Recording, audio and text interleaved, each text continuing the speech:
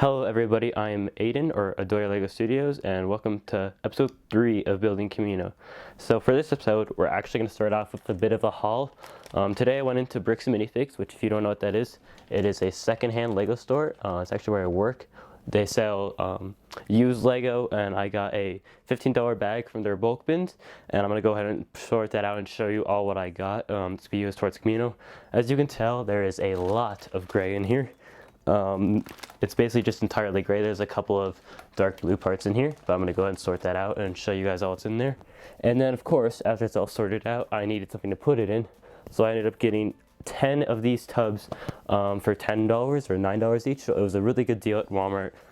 These tubs are going to be great for sorting out the wedge plates, the modified plates, the curved slopes, just all the different specialty pieces I need. But anyways, let's go ahead and empty out the Bricks and Minifigs bag, and I'll show you all the different pieces I got. So after about 45 minutes of sorting, I finally got all of it sorted out by a separate piece, so we can take a look at everything I got. I'll go through and talk about why I got each piece. So as you can see at the very front, we have lots and lots of wedge plates. These were great prices because those 2x4 plates you see right there, those go for like 10 cents each on Bricklink, and I got about, I'd say, at least 25 of them. And keep in mind, this is only a $15 bag, and that's a small portion of it. I got these humongous, I'm just gonna guess and say 6x12 plates right here. Those are gonna be great for doing big, large scale when I need to fill a big gap. I got some of these smaller, skinnier, really big ones. I didn't get the other, like the right side of them. I got the left side, so they're kind of useless for now. But if I do need to get the right side, worst case scenario, I can just order off Bricklink. If we pan over to the right, you can see I have a lot of the smaller ones. Just the average 3x6 wedge plates. They had some in Pick a Brick, so I already have a decent amount of these. But I decided to go ahead and get even more. I have some 2x3 wedge plates, as you can see down there, along with some 4x4 wedge plates. And then if we go up here, we have some of the more unique wedge plates that have like slanted fronts, and it's a two-sided wedge plate.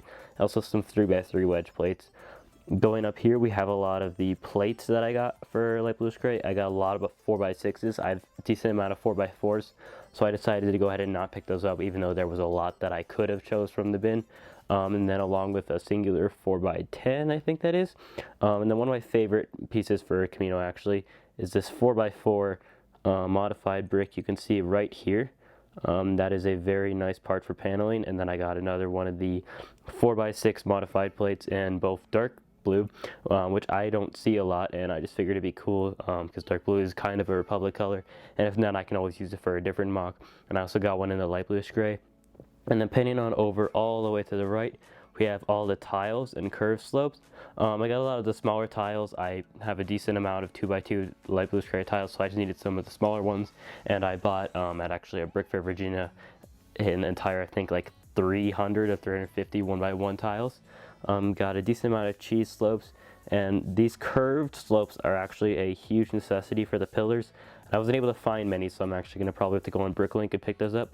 And then we got some of the larger light bluish gray bricks, and then some of the dark gray slopes, because those are just, I always need those for separate MOCs. And then some Technic beams down here. Moving on back up to the top is where the rest of the kind of miscellaneous parts are. Just some normal slopes, some modified plates / bricks that can just be used for detailing. One of the most important parts that I actually picked up in this haul is all these mixel joints you can see here, right in the middle of the screen right there. I do have the other section of it, the ball joint. However, I needed the hinge because the ball joints were on Pick a Brick about a year ago, and I picked them up. And that's how I'm going to be curving the panel, as if you saw in episode 2. That's how I went ahead and curved the panel around. But anyways, I'm going to go ahead and start prototyping the panel even more, now that I have a larger selection of pieces to choose from. And I do have an idea on how I could fix it because it's a bit unsturdy right now. But having those mixel ball joints will definitely help. And the storage containers I picked up are definitely going to help. So let's go ahead and jump right into the next part of the segment. So guys, after lots and lots of prototyping, I have made many different combinations using these mixel joints as the connectors, as you can see right there. Definitely running low on those now. As you can look down here, I do have an entire bin of these.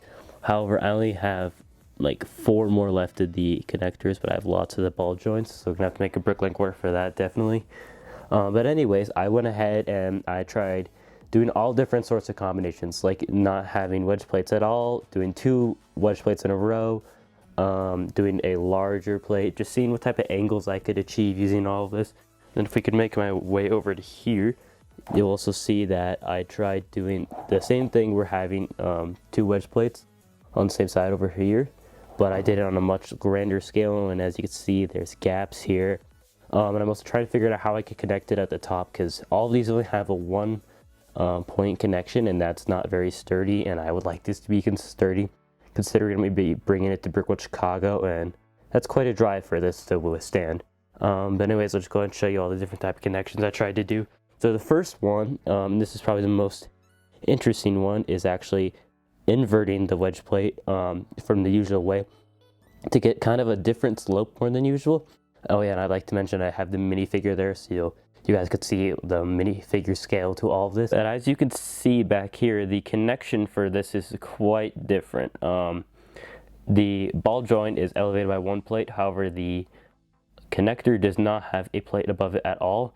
Unlike the rest of these, you see there is a plate above both of the connections. And there is a smaller gap. It's not as large as the one over here. But it does work out pretty well. I'd have to fine tune most of these. The one that worked out the best actually, but it won't work because I need it for such a larger scale, is this 2 wedge plate one. Using these plates, it comes off pretty well. There's a small gap at the top there, however from a distance you don't really notice it. And also the 1 wedge plate on plate works second best. However, this one did not work out well at all, using the larger plate in the middle and then trying to have a larger plate going off. There's a huge gap there, as you can see on both sides. So anyways, just gonna have to get some more prototyping in. Definitely made a lot of strides from the last one, if you remember that from episode 2. If you don't, or haven't watched it, be sure to go check it out. I was trying to do a wedge plate on top of a wedge plate, and it was so fragile, and it was even more complicated than this, and I'm definitely improving. I'm planning on having the final prototype definitely by episode 5. Hunter is currently prototyping the pillars, so be sure to go check out his videos if you want to see that. But anyways, I want to get some stuff actually done on the MOC, so I'm going to go ahead and fill in some water studs, and then we'll end out the video.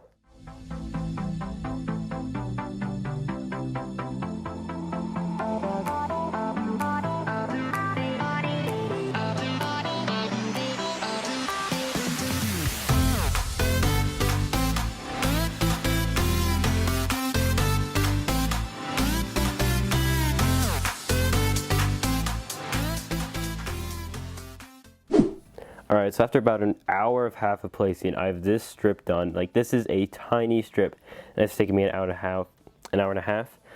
Just keep in mind, I'm going to have to do this for 16 gray base plates. So this is about a third, so I'd say it's going to take me on average about like 4 hours to do these. So 4 hours times 16, that's how much time I'm going to have to spend stacking and placing studs for Kamino. So that's kind of just sinking in for now. But anyways, nothing else left to do in this episode, but be sure to go check out Hunter's rendition of this. I do believe it'll be going up Sunday as well, maybe Monday. It just depends on what happens, because he has to edit it tonight and film, so it just depends how much time he has for that. But anyways, be sure to check out Hunter's part of the collab. Thank you for watching. Be sure to like, comment, and subscribe. And turn on the notification if you want to see the next episode of Kamino as soon as it comes out, or any other videos. And I will see you in the next video. Bye.